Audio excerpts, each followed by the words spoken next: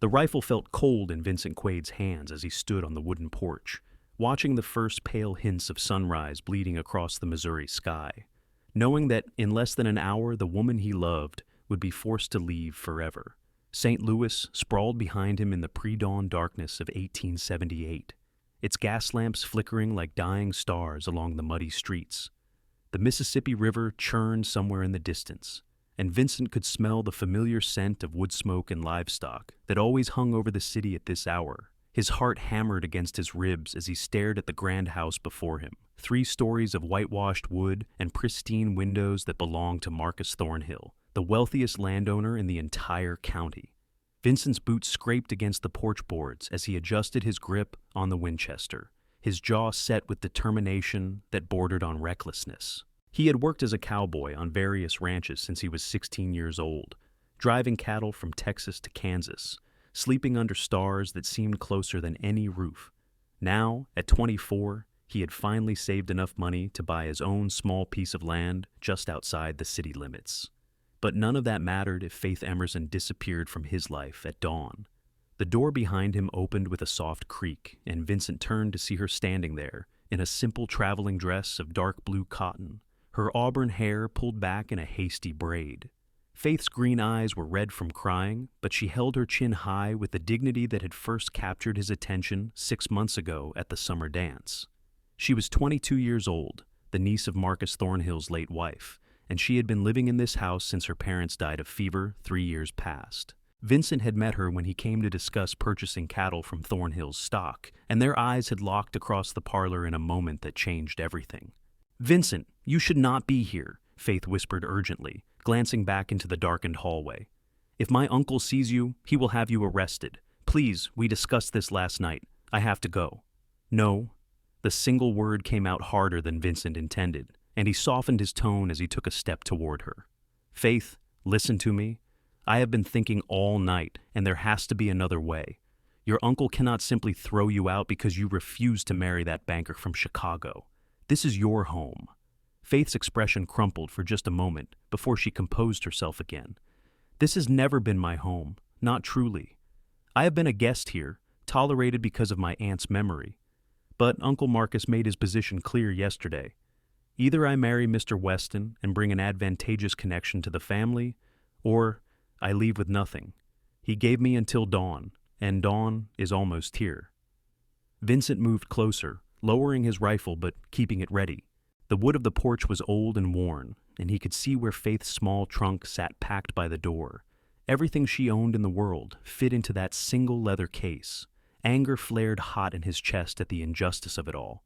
Marcus Thornhill had more money than he could spend in 3 lifetimes, owned half the commercial buildings in St. Louis, and yet he would cast out his own blood relative rather than allow her to make her own choices. "Come with me," Vincent said suddenly, the words tumbling out before he had fully thought them through. "I have that land now, 20 acres with a small house. It is not much, just rough boards and a stone fireplace, but it is mine. It is ours if you want it. Marry me, Faith. Marry me right now, today, and we will build something together." Faith's eyes widened and tears spilled down her cheeks. "Vincent, you know I care for you deeply. These past months have been the happiest of my life. Stealing moments to talk with you at church, meeting you by the river on Sunday afternoons. But I cannot let you do this out of pity. You deserve someone who can bring something to a marriage, not a woman with nothing but the clothes on her back. You bring everything that matters." Vincent set the rifle carefully against the porch railing and took both of Faith's hands in his own. Her fingers were ice cold despite the mild spring weather. "I do not need your uncle's money or connections. I need you. I need your laugh, the way you see good in people even when they do not deserve it. I need the way you challenge me to think about more than just the next cattle drive, to imagine a real future. That is worth more than all of Thornhill's gold." The sound of footsteps echoed from inside the house, heavy and deliberate.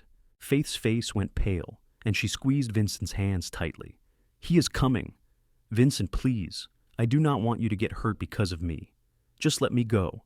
I will find work somewhere, maybe as a teacher or a seamstress. I will be all right." "Like hell you will." Vincent grabbed Faith's trunk with one hand and his rifle with the other. "We are leaving right now, together. My horse is tied at the end of the street. Can you run in that dress?" Before Faith could answer, the front door burst open, and Marcus Thornhill emerged like a storm cloud given human form. He was a large man in his 50s, dressed in an expensive nightshirt and robe, his gray hair wild from sleep, but his eyes sharp and alert. Behind him stood 2 hired men, who worked as general laborers on his properties, both looking uncomfortable but determined. Thornhill's face purpled with rage when he saw Vincent standing there with Faith's trunk. "You have got a lot of nerve, cowboy," Thornhill snarled, jabbing a thick finger toward Vincent. "That is my niece, and you are trespassing on my property. Put down her belongings and get off my porch before I have these men throw you into the street." Vincent did not move. He kept his body positioned between Faith and her uncle, every muscle coiled and ready. "Your niece is a grown woman who can make her own choices. She does not want to marry your banker friend, and you have no right to force her." "I have every right," Thornhill's voice rose to a roar. "I have fed her, clothed her, given her a roof over her head for 3 years. She owes me obedience and gratitude. Instead, she disrespects me by refusing a perfectly good match and carrying on with some dirt-poor ranch hand who smells like cattle." Faith stepped forward, her voice shaking but clear. "I am grateful for what you have provided, Uncle Marcus, but Aunt Caroline would be ashamed to see you treating me this way. She always said that marriage should be built on mutual respect and affection, not business arrangements. I will not marry a man I do not love just to increase your standing with Chicago investors." Thornhill's expression twisted into something ugly. "Your aunt was a soft-hearted fool, and you are just like her. Fine. I gave you until dawn, and I am a man of my word. The sun is coming up. Get off my property, both of you, and do not ever come back. You are dead to me, Faith. You hear that? Dead. Do not come crawling back when this cowboy leaves you for someone prettier, or when you are starving in some hovel." The words hit like physical blows, and Vincent saw Faith flinch, but she straightened her spine and lifted her chin. "Goodbye, Uncle Marcus. I hope someday you find whatever peace you are looking for." Vincent guided Faith down the porch steps, keeping himself between her and Thornhill's men. Neither of them moved to stop the couple, and Vincent suspected they had no real stomach for violence this early in the morning. He carried Faith's trunk under one arm, his rifle in the other hand, and walked with measured steps down the narrow path to the street. The eastern sky was turning pink and gold now, true dawn breaking over St. Louis. Gas lamps were being extinguished along the main thoroughfares, and the city was beginning to wake. Somewhere a rooster crowed, and the smell of baking bread drifted from a nearby boarding house. Vincent's horse, a sturdy bay gelding named Copper, waited patiently where he had been tied to a hitching post. The animal nickered softly as they approached, and Vincent quickly secured Faith's trunk behind the saddle. He slid his rifle into its scabbard and then turned to help Faith mount. She gathered her skirts and let him boost her up into the saddle, settling herself as gracefully as possible. Vincent swung up behind her, wrapping one arm around her waist to hold her steady. "Where are we going?" Faith asked quietly as Vincent guided Copper down the street, heading away from Thornhill's mansion. "First to Father Sullivan at St. Mary's Church," Vincent replied, his breath warm against her ear. "If he will marry us this morning, we will be husband and wife before noon. Then we ride out to the property. It is about an hour from here, good land near a creek. The house needs work, but the bones are solid." Faith leaned back against his chest, and Vincent felt some of the tension leave her body. "I am frightened," she admitted. "I have never been poor before, not truly. What if I am terrible at being a rancher's wife? What if I cannot cook or clean well enough? What if you regret this in a month?" Vincent tightened his arm around her waist, pressing a kiss to the top of her head. "Then we will learn together. Faith, I have been on my own since I was 16. I can cook beans and bacon, mend my own clothes after a fashion, and keep a fire going. You are educated, you can read and write and figure numbers. Between the two of us, we will manage, and I could never regret choosing you. Never." They rode through the waking streets of St. Louis, past warehouses and shops, past the docks where steamboats sat waiting for the day's business. The city had grown enormously in recent years, swelling with immigrants and entrepreneurs drawn by the railroad and the river trade. Vincent had always found it too crowded, too noisy, preferring the open spaces where a man could see the horizon. But Faith had grown up in cities, first in Boston before her parents moved west, and he wondered if she would miss the conveniences of urban life. St. Mary's Church stood on a quieter street, a modest building of red brick with a white steeple reaching toward the brightening sky. Vincent dismounted and helped Faith down, tying copper to the rail outside. The church door was unlocked, as it always was, and they stepped into the cool dimness of the sanctuary. Rows of wooden pews stretched toward the altar, and morning light filtered through simple stained glass windows depicting various saints. Father Sullivan emerged from a side door, a thin elderly man with a shock of white hair and kind blue eyes behind wire spectacles. He smiled when he saw Vincent, then registered the presence of Faith and the serious expressions on both their faces. "Vincent Quade, good morning," the priest said warmly. "And who is this young lady?" "Father, this is Faith Emerson," Vincent said, removing his hat respectfully. "We need your help. We want to get married today, if possible. Right now, actually." Father Sullivan's eyebrows rose, but he did not look scandalized. He had been ministering to the people of St. Louis for 30 years and had undoubtedly seen stranger requests. "This is rather sudden. Have you been courting long? Do your families know?" Faith spoke up, her voice steady despite the tears that still threatened. "My family is dead, Father, except for an uncle who has cast me out of his home. Vincent and I have known each other for 6 months. I know it may seem hasty, but I love him. I want to be his wife." The priest studied them both carefully, his gaze searching. Vincent met his eyes directly, letting Father Sullivan see the truth there. After a long moment, the old man nodded. "Love is a gift from God, and I have learned not to question his timing. However, there are legalities to consider. You will need a marriage license from the county clerk, and the office does not open until 9 o'clock. Can you wait a few hours?" "We can wait," Vincent said, relief flooding through him. "Thank you, Father. You do not know what this means to us." "I think I do." Father Sullivan's expression softened. "Why do you not sit here in the church while you wait? You both look as though you have had a difficult morning. I will put on some coffee, and we can talk about the vows you will be taking." The next few hours passed in a strange blur of nervousness and anticipation. Vincent and Faith sat together in a rear pew, their hands clasped, while Father Sullivan talked to them about the sacrament of marriage.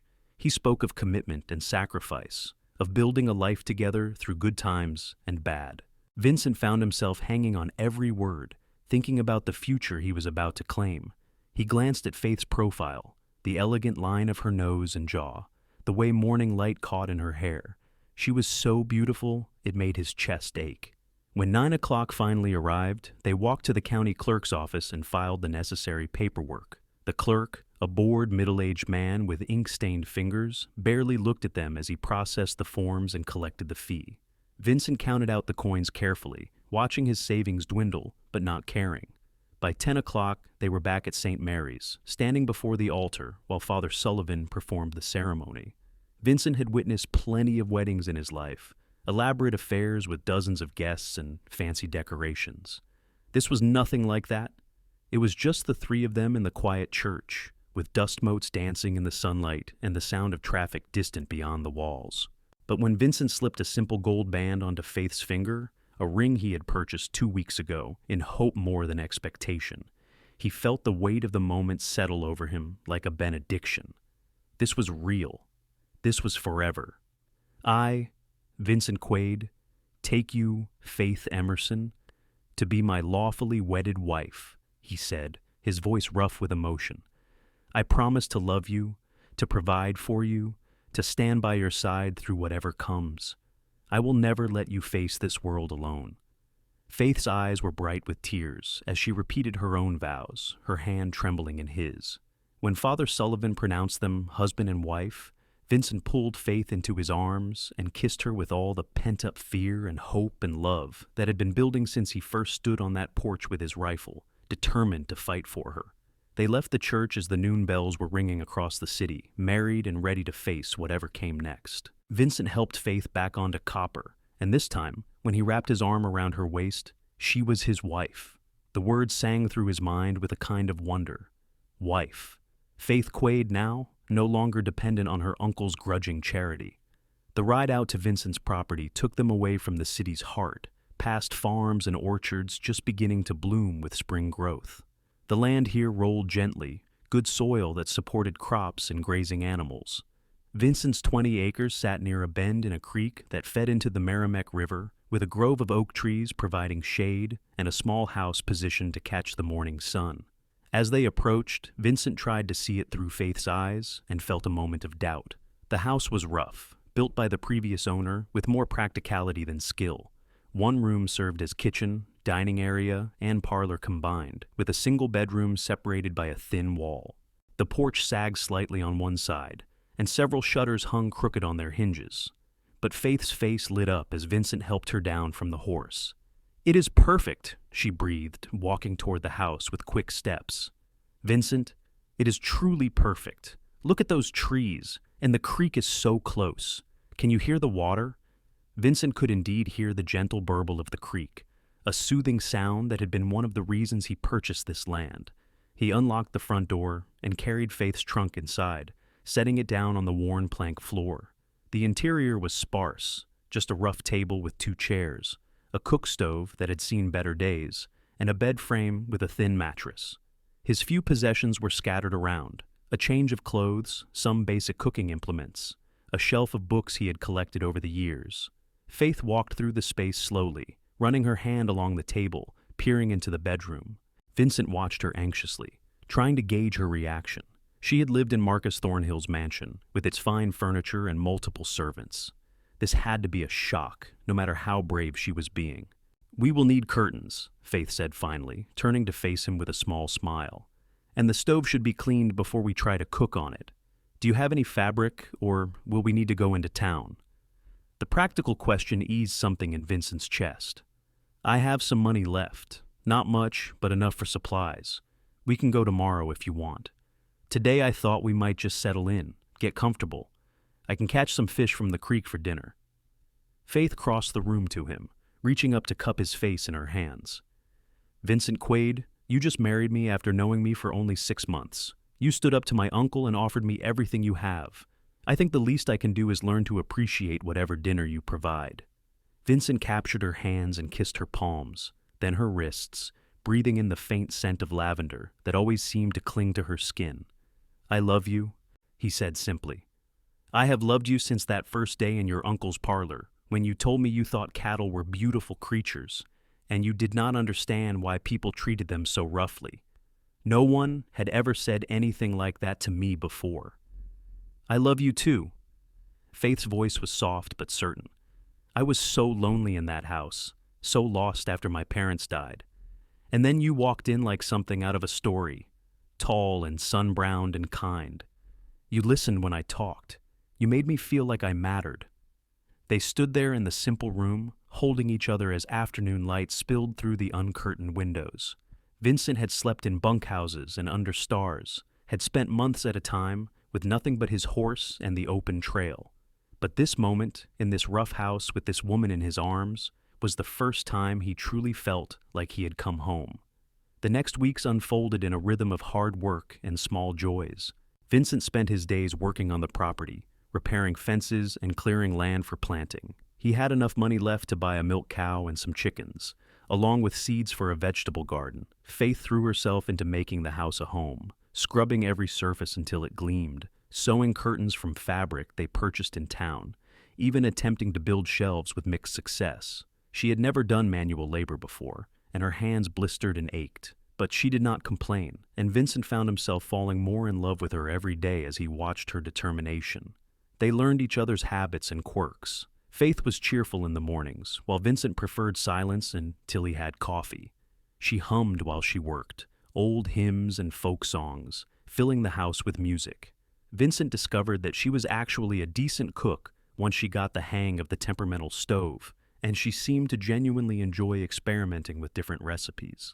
He taught her to ride copper properly, to fish in the creek, to recognize the tracks of different animals. She taught him about literature and history, reading aloud to him in the evenings by lamplight. Money was tight, tighter than Vincent had anticipated. He took on work where he could find it, hiring out to neighboring ranchers who needed extra hands for branding or fence mending. Faith talked about finding work herself, perhaps teaching at the small schoolhouse a few miles away, but Vincent was reluctant. He wanted to provide for her, to prove that he could take care of his wife. It was a matter of pride, perhaps foolish, but deeply felt. One evening in late May, about a month after their wedding, Vincent returned from a long day working on a neighbor's ranch to find Faith sitting at the table with tears streaming down her face. Alarm shot through him, and he hurried to her side, dropping to his knees beside her chair. "What happened? Are you hurt?" He searched her for signs of injury, his heart pounding. Faith shook her head, laughing a little through her tears. "No, I am fine. It is silly. I was just thinking about my parents, wishing they could have met you, wishing they could see that I'm happy. And then I started thinking about Uncle Marcus, wondering if he ever thinks about me, if he has any regrets." Vincent gathered her into his arms, lifting her from the chair and settling on it himself with Faith in his lap. She was still so slender, eating less than she should because she worried about their supplies lasting. He made a mental note to catch more fish tomorrow, to see if he could trade for some extra flour. "Your parents would have loved you no matter what," Vincent said, stroking her hair. "And your uncle is a bitter man who cares more about money and status than people. You are better off without him."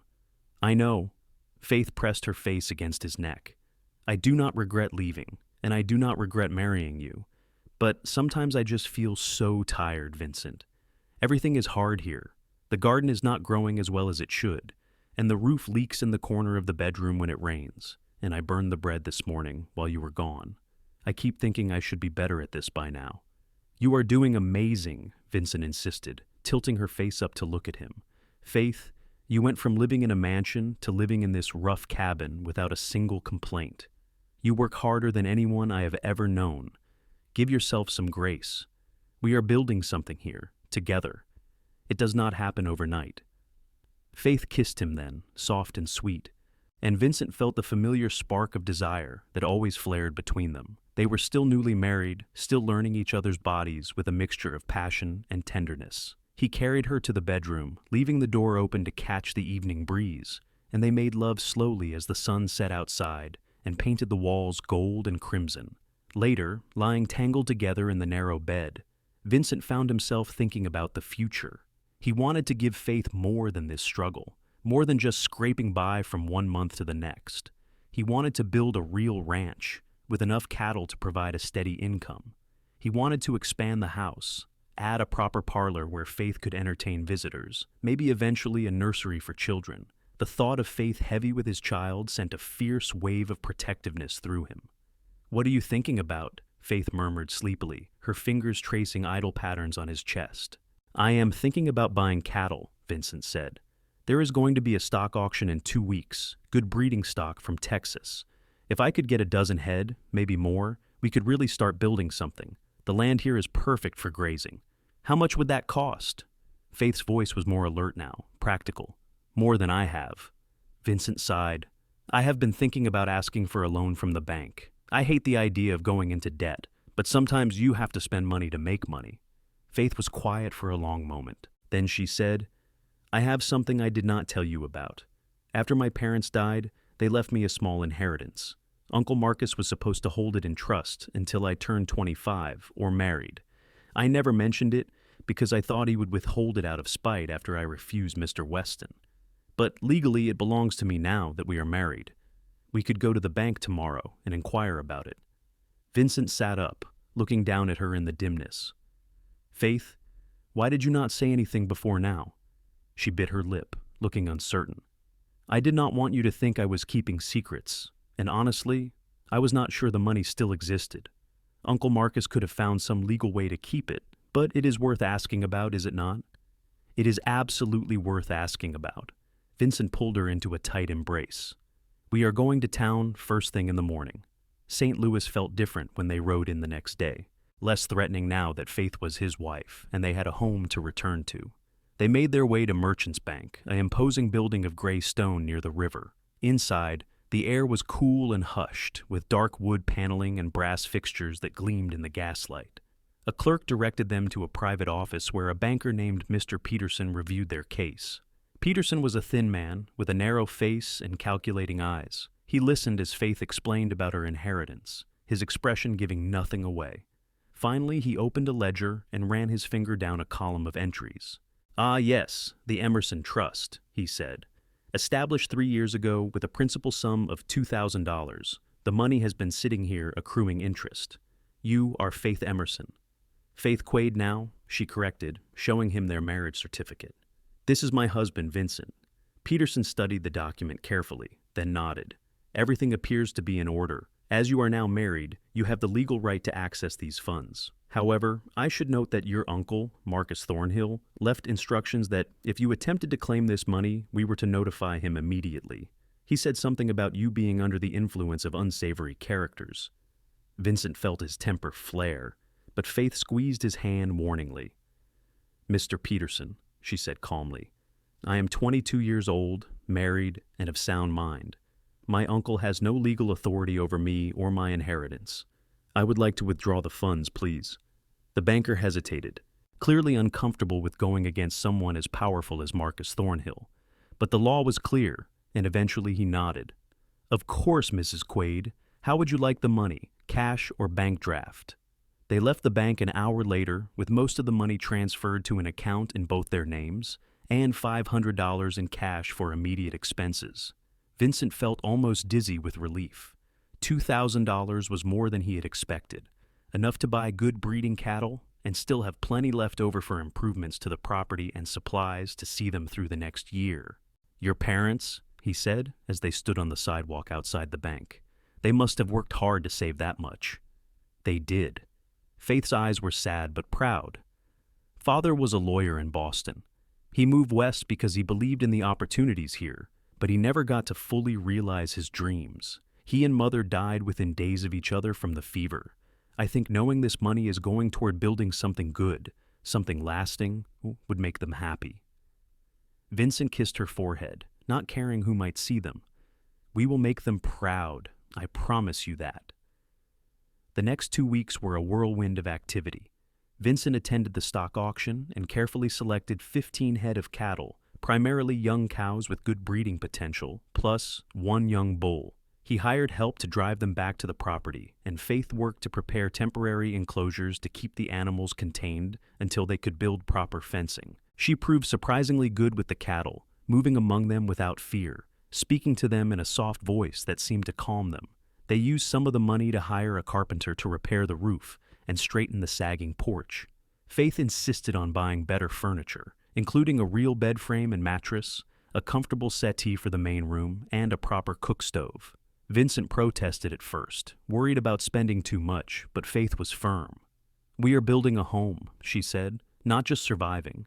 I want this place to be somewhere we actually want to be, not just a shelter from the rain. Trust me, Vincent. He did trust her, and watching the house transform over the following weeks filled him with a pride he had never experienced before. This was his, theirs, built with their own hands and choices.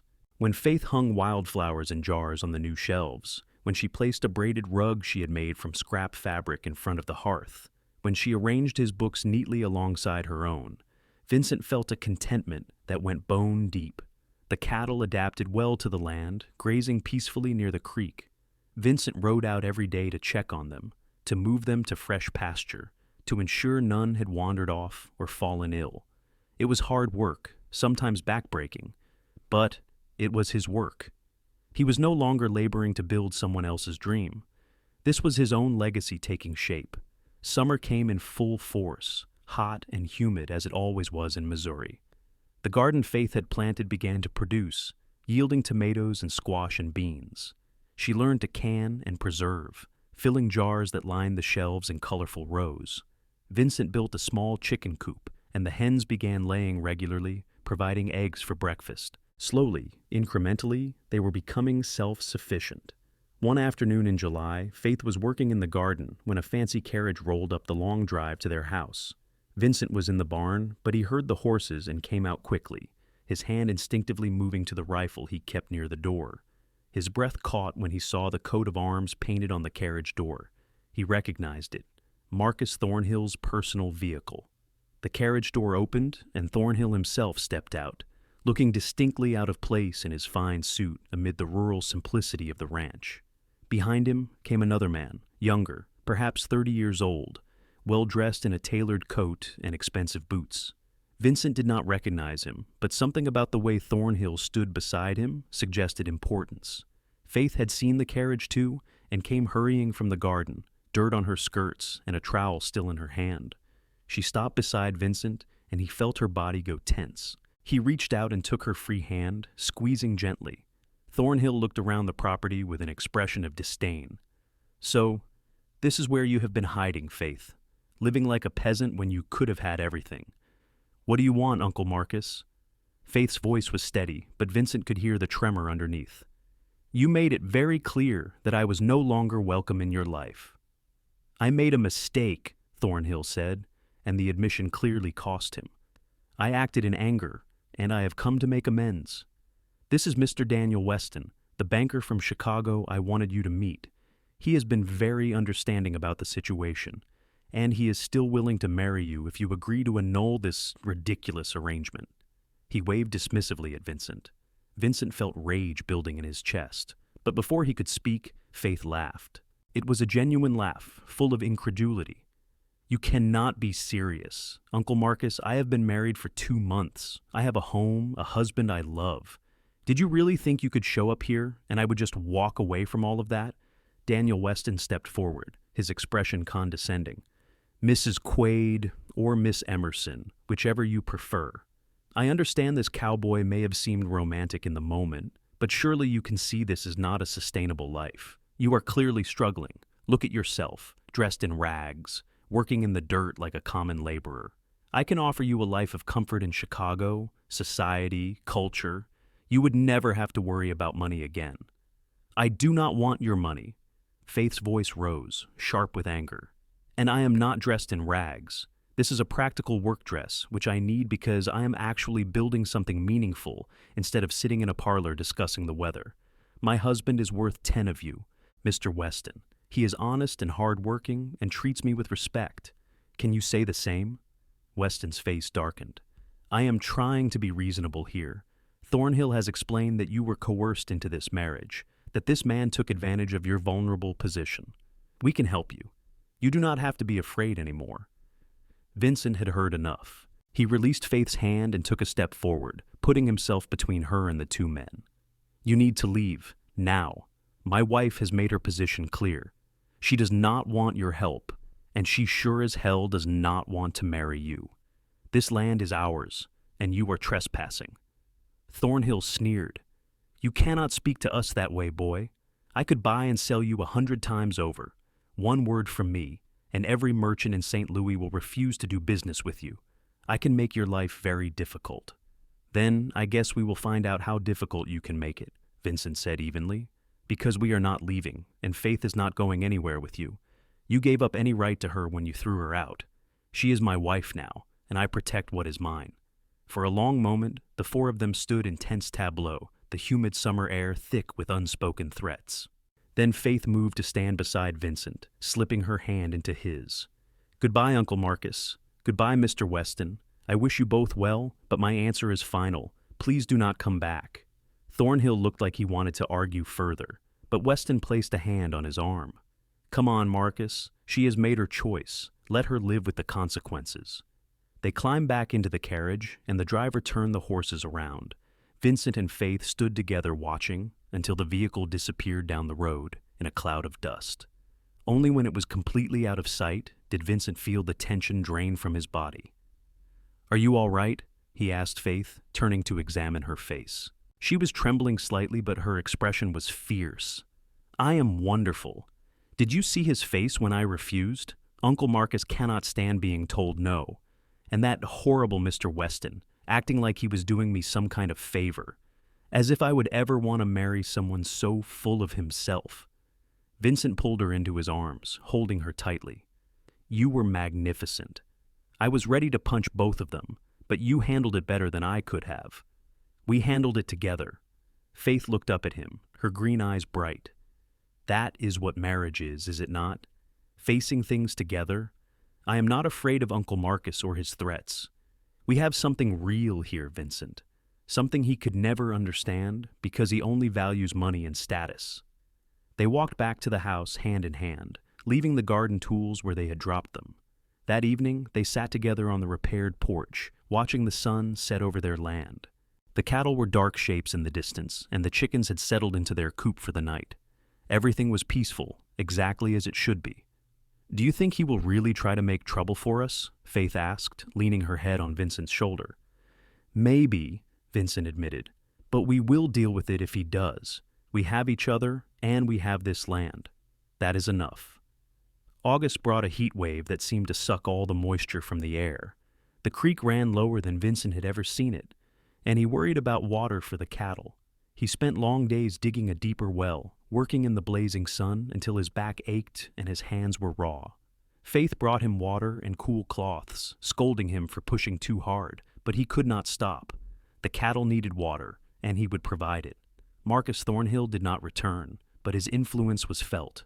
When Vincent tried to sell some of their vegetables in town, he found that several merchants who had previously been friendly were now cold and unwilling to do business. The blacksmith suddenly charged double for horseshoes. The general store owner made excuses about not having the supplies Vincent needed in stock. It was clear that Thornhill had been making good on his threat to poison their reputation.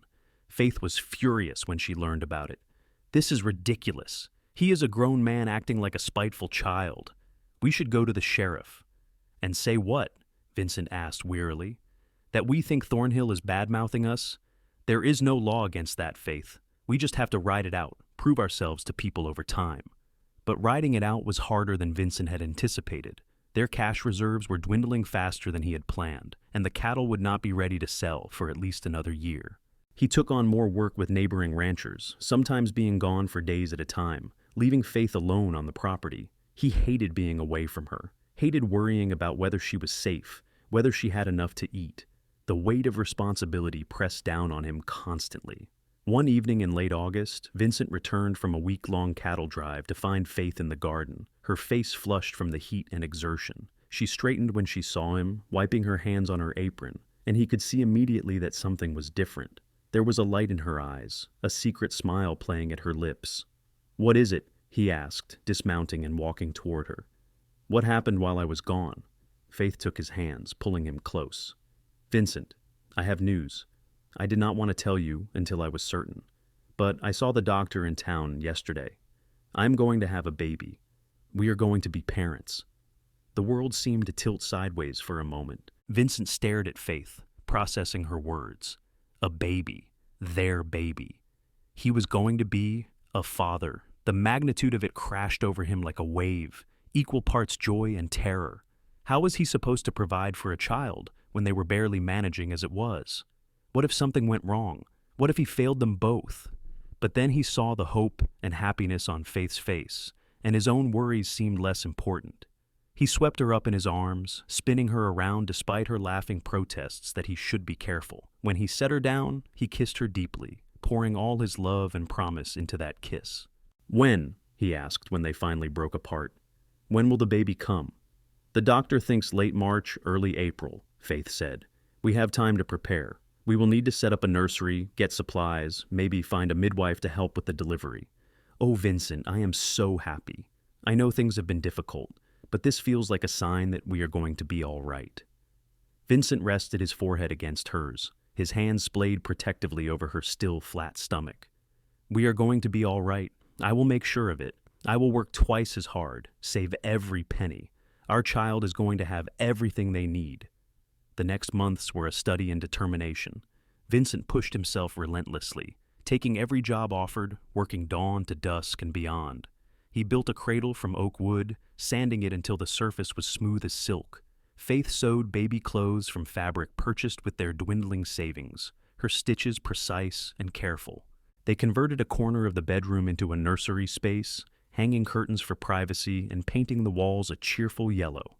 As Faith's pregnancy progressed, her body changing in ways both beautiful and challenging, Vincent found himself torn between wonder and worry. She tired more easily, her ankles swelling in the heat. Some mornings she was sick, unable to keep down breakfast. He hated leaving her alone, but they needed the money his work brought in. The cattle were thriving, at least growing fat on the land. In another 6 months, he would be able to sell some of them for a good profit. They just had to hold on until then. In October, unexpected help arrived in the form of Sarah Mitchell, a widow who lived on a neighboring property with her teenage son. Sarah had heard about Faith's pregnancy and showed up one morning with a basket of food and an offer to check in regularly. She was in her 40s, weathered by hard work, but with a kind face and capable hands. She had delivered 3 children of her own and helped with countless other births over the years. "I know what it is like to be far from family when you are expecting," Sarah said, sitting at the table with Faith, while Vincent stood awkwardly by the stove. "My husband and I moved out here from Kentucky 15 years ago, and I did not know a soul. It is important to have someone nearby who understands what you are going through." Faith's eyes filled with grateful tears.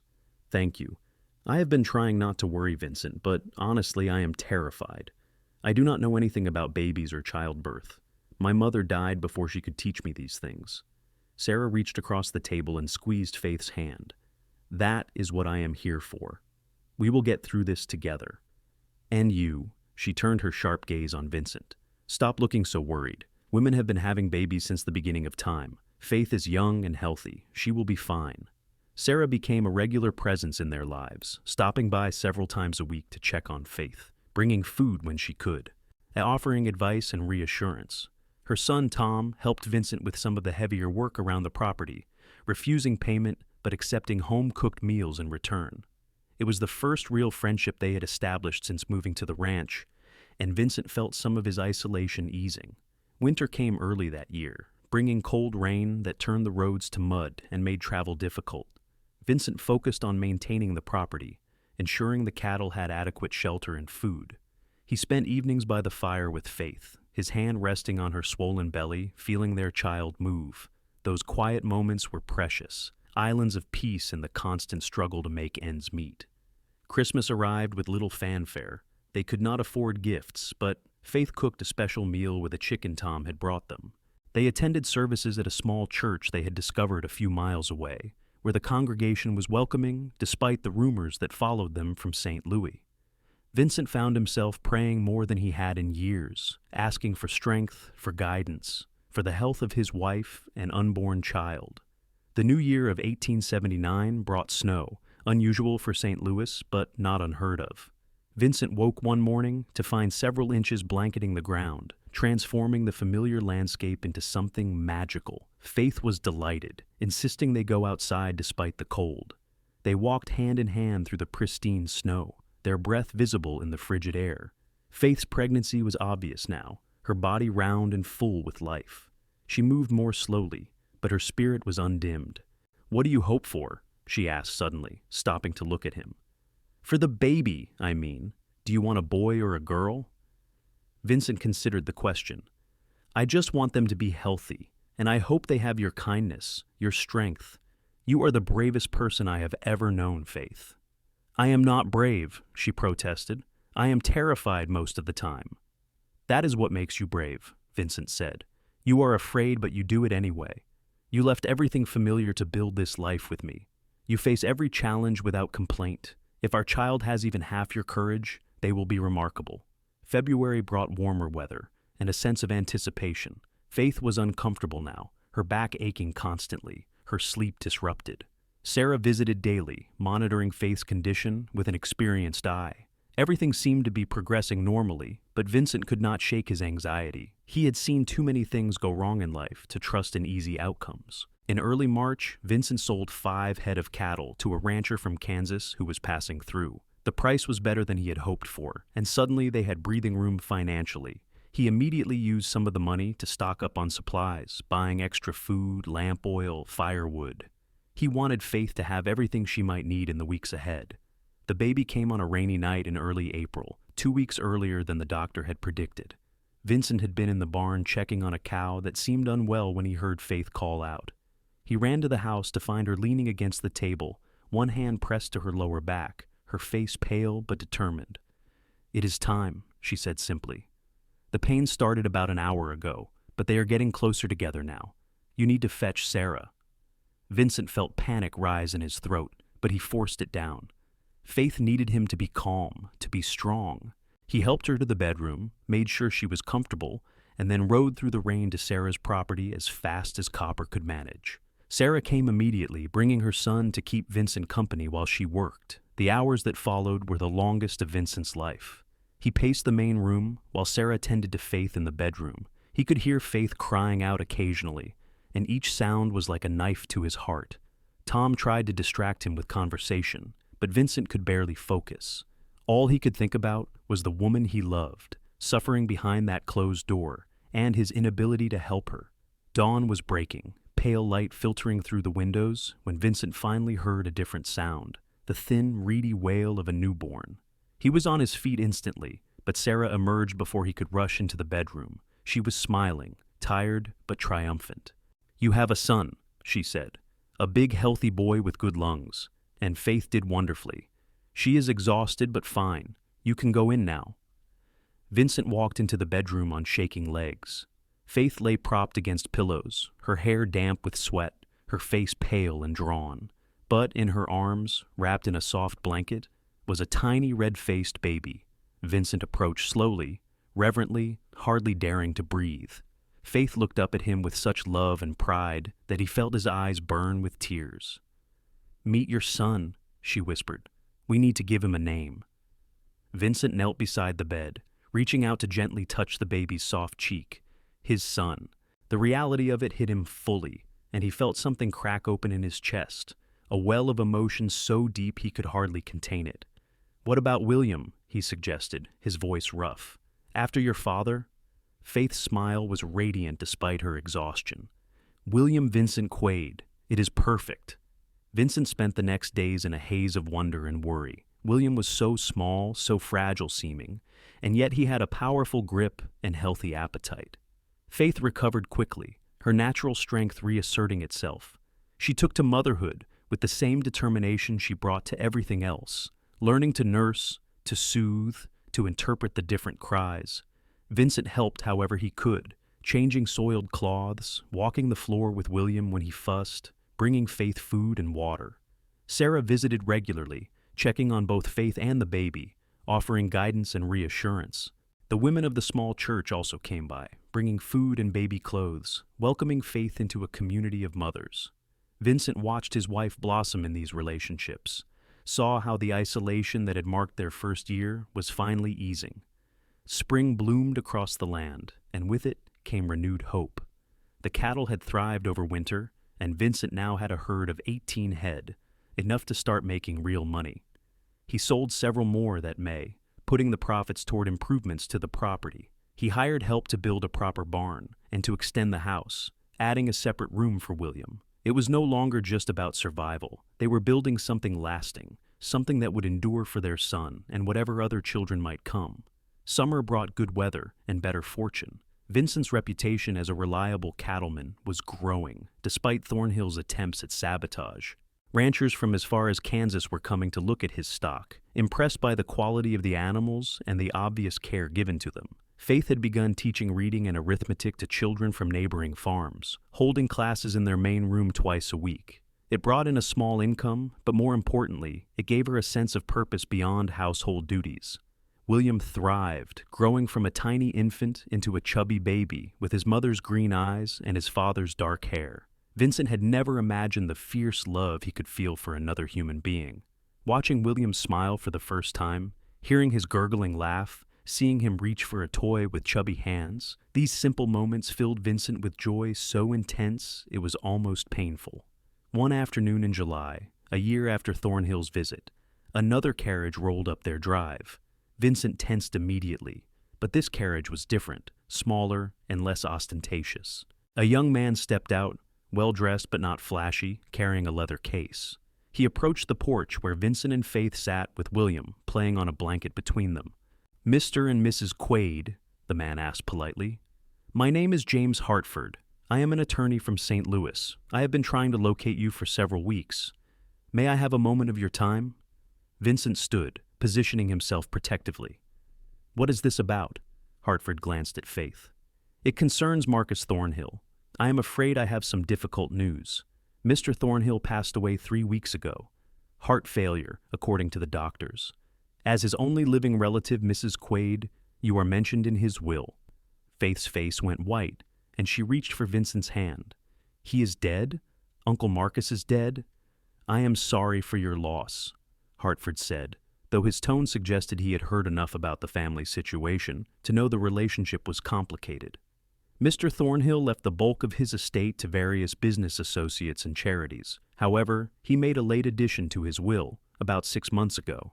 He left his personal residence, the mansion in St. Louis, to you, Mrs. Quade, along with a cash bequest of $5,000. There are conditions. Vincent felt suspicion rise immediately. What conditions? Hartford opened his case and withdrew a document. The conditions state that the property must be used as a family home, not sold for at least 10 years. And there is a letter, which Mr. Thornhill specified, must be read by Mrs. Quade in person. I have it here, if you would like to read it now.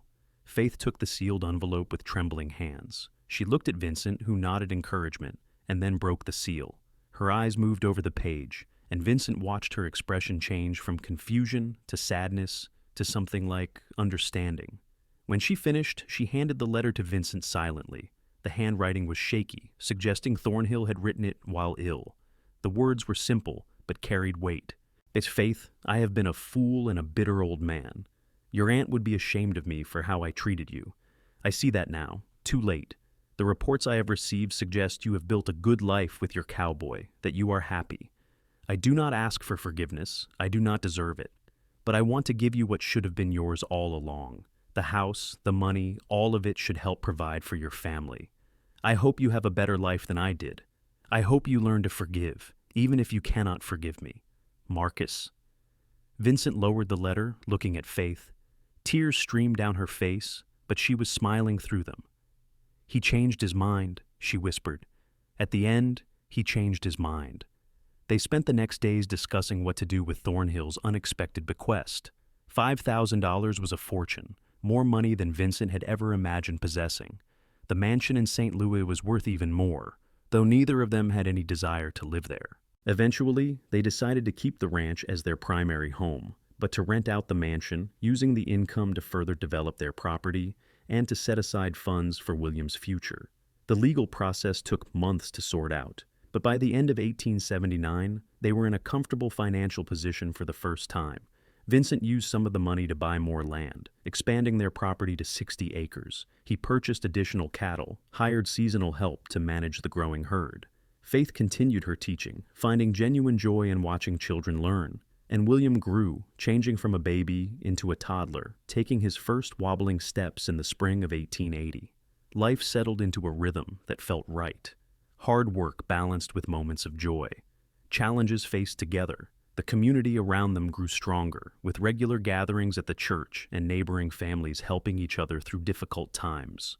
Vincent and Faith's reputation shifted from outsiders who had defied Marcus Thornhill to respected members of the community who had built something real through determination and love. In the summer of 1881, Faith discovered she was pregnant again. This time, there was less fear, more excitement. They knew what to expect, felt confident in their ability to provide for another child. Their second son was born in February of 1882, a calm baby they named Thomas after Sarah's helpful son. William, now almost 3, was fascinated by his little brother, constantly wanting to hold him and help care for him. The years flowed past, marked by seasons and milestones. Vincent's cattle business grew successful enough that he no longer needed to hire out to other ranchers. Faith's teaching expanded to include older students, and she began to talk about establishing a proper schoolhouse on their land.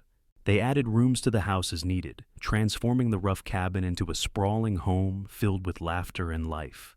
In 1884, their first daughter was born, a red-faced screamer they named Caroline after Faith's aunt.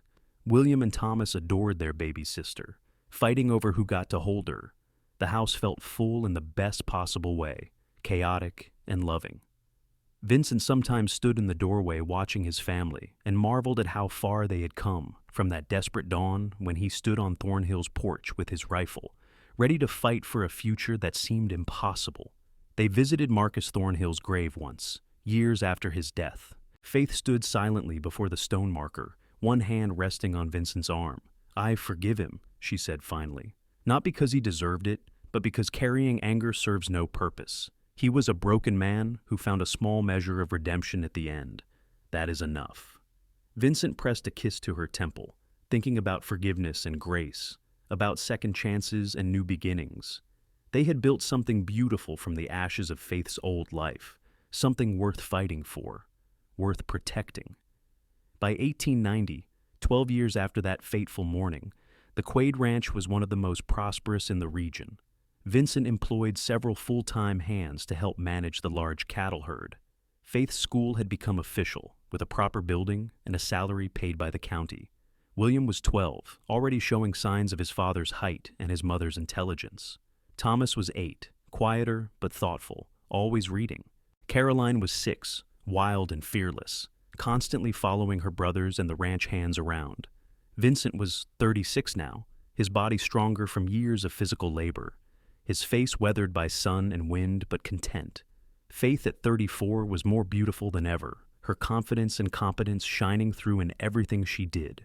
They still stole moments alone when they could, riding out to the creek where Vincent had first brought her, sitting together in companionable silence or talking about their dreams for the future. One evening, as they sat on the porch watching the sunset paint the sky in shades of gold and crimson, Faith leaned against Vincent's shoulder and sighed contentedly. "Do you ever think about that morning when you stood on Uncle Marcus's porch with your rifle?" "I think about it all the time," Vincent admitted. "I was so scared, Faith. Scared I would lose you, scared I could not provide for you, scared I was making promises I could not keep. But you kept them," Faith said softly. "Every single one. You gave me a home, a family, a life filled with purpose and love. You were right that day when you said I brought everything that mattered. We built this together." Vincent wrapped his arm around her, pulling her close. "I would do it all again in a heartbeat. Stand on that porch, face down your uncle, build this ranch from nothing. All of it just to have you beside me." They sat in comfortable silence as stars began to emerge in the darkening sky. From inside the house came the sounds of their children arguing over something trivial, Sarah's voice calling them to settle down. The cattle lowed in the distance, and somewhere a nightbird sang its evening song. It was an ordinary moment, unremarkable, and yet it contained everything that mattered. Vincent thought about the boy he had been at 16, alone and uncertain, working other people's ranches and dreaming of something more. He thought about the desperate young man at 24, standing with a rifle and no clear plan beyond not letting the woman he loved slip away. And he thought about the man he was now, father and husband and landowner, respected and content. The journey between those versions of himself had been hard, filled with obstacles and setbacks. But every struggle had been worth it to reach this moment, this life. "What are you thinking about?" Faith asked, tilting her head to look up at him. "I am thinking about how lucky I am," Vincent said honestly, "and how grateful. For you, for our children, for this land, for every single day we have had together." Faith smiled and kissed him softly. "We make our own luck, Vincent Quade, through hard work and determination and refusing to give up when things get difficult. That is what we have taught our children. That is what we will pass on." As if summoned by her words, William emerged from the house, tall for his age and serious. "Father, one of the cows is showing signs of distress. Tom Mitchell and I checked on her earlier, and I think she might be having trouble with her calf." Vincent stood immediately, slipping into the role that had become second nature over the years. "Show me, Faith, I might be a while." "I will keep your dinner warm," she said, rising to kiss his cheek. "Be careful." Vincent followed his son out to the barn, where Tom Mitchell, Sarah's son, and now their foreman, was waiting with a lantern. Together, the three of them worked to help the laboring cow, and as Vincent's hands guided the calf into the world, he felt the satisfaction of work done right, of skills passed down, and knowledge shared. William watched intently, learning, preparing for the day when this would be his responsibility. The calf was born healthy, and the cow licked it clean with patient devotion. William grinned with relief and pride, and Vincent clapped him on the shoulder. "Good work, son. You spotted the problem early. That saved both their lives." "You taught me how," William said simply. "You and Mother both. You taught us to pay attention, to care about things." Vincent felt emotions swell in his chest. His children would never face the isolation and uncertainty he had known at their age. They had a stable home, education, opportunity. They had parents who loved them and each other. Whatever challenges the future held, they would face them with strength and confidence.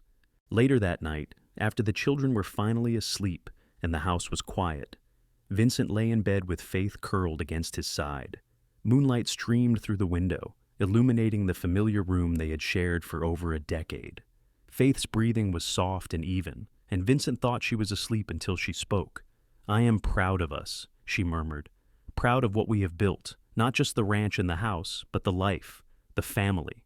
I know it has not been easy, but I would not change a single thing." "Neither would I," Vincent agreed, pressing a kiss to her forehead. "You are my heart, Faith. Everything good in my life flows from you." They drifted off to sleep, wrapped in each other's arms, secure in the knowledge that whatever tomorrow brought, they would face it together. The rifle that Vincent had carried that desperate dawn 12 years ago hung on the wall now, a reminder of how they had started. But it was no longer needed. They had fought their battles and won. They had built their future brick by brick, moment by moment, choice by choice. The years continued to unfold in a pattern of growth and change. The children grew older, developing their own personalities and dreams. William showed a natural aptitude for ranching and business, already talking about expanding into different markets. Thomas discovered a love of science and mathematics, spending hours conducting experiments and building contraptions. Caroline announced at age 10 that she wanted to be a doctor, shocking and delighting her parents in equal measure. Vincent and Faith adapted to each new phase, supporting their children's ambitions while maintaining the strong foundation they had established. The ranch continued to prosper, becoming one of the largest operations in the region. Faith's school educated hundreds of children over the years, many of whom went on to successful careers throughout Missouri and beyond. In 1895, 17 years after that fateful morning, Vincent stood on the porch of their much-expanded home and looked out over land dotted with cattle, fields green with crops, and buildings that spoke of permanence and success. William, now 19, was off negotiating a contract with buyers from Kansas City. Thomas, at 15, was studying at home with a tutor, preparing for university. Caroline, at 11, was helping her mother with the younger students at the school. Faith joined Vincent on the porch, sliding her hand into his with the ease of long familiarity. She was 41 now, a few strands of silver threading through her auburn hair, but to Vincent, she was as beautiful as she had been that first day in her uncle's parlor. More beautiful, actually, because now he knew every facet of her character, every strength and vulnerability that made her who she was. "Thinking about the past?" Faith asked, always able to read his moods. "Thinking about the future," Vincent corrected. "William will take over the ranch someday. Thomas will probably become a professor somewhere. Caroline will change the world in her own way. What will we do when it is just the two of us again?" Faith laughed, the sound rich and warm. "I imagine we will find plenty to occupy ourselves. Maybe we will travel some, see the places we have only read about. Or maybe we will just sit on this porch and watch the sunsets, grateful for every moment. Does it matter, as long as we are together?" "Not even a little bit," Vincent agreed, pulling her close. "As long as I have you, nothing else matters." They stood together as evening approached, watching the land they had built together through sheer determination and love. The ranch hands were finishing their work for the day, driving the cattle toward the night pastures. Smoke rose from the chimney of their home, dinner cooking inside. Children's laughter drifted from the schoolhouse, where Faith would need to go soon to supervise the older students finishing their lessons. It was a life neither of them could have imagined that desperate morning so many years ago, a life built on a foundation of mutual respect, unwavering support, and a love that had only deepened with time and challenge. Vincent had stood on a stranger's porch with a rifle, ready to fight for an uncertain future. Now he stood on his own porch, looking at the certainty they had created together. "I love you," he said simply, the words as true now as they had been the first time he spoke them. "I love you too," Faith replied, standing on her toes to kiss him.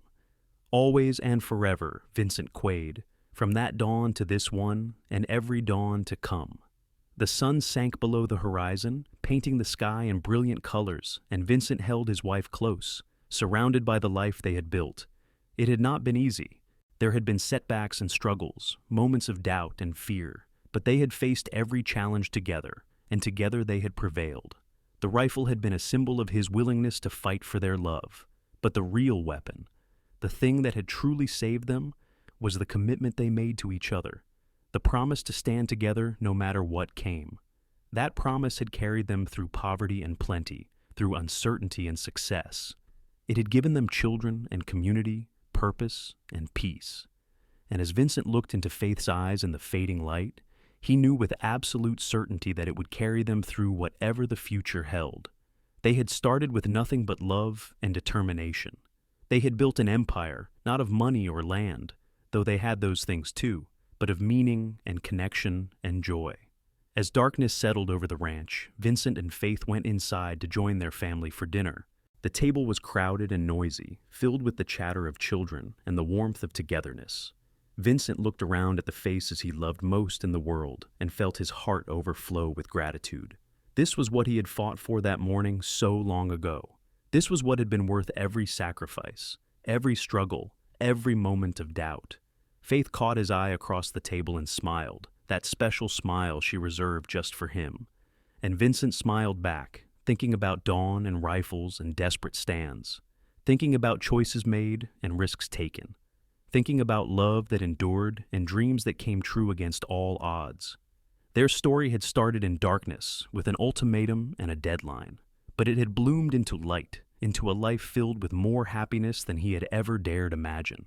And that, Vincent thought as he joined the conversation swirling around the table, was the greatest victory of all.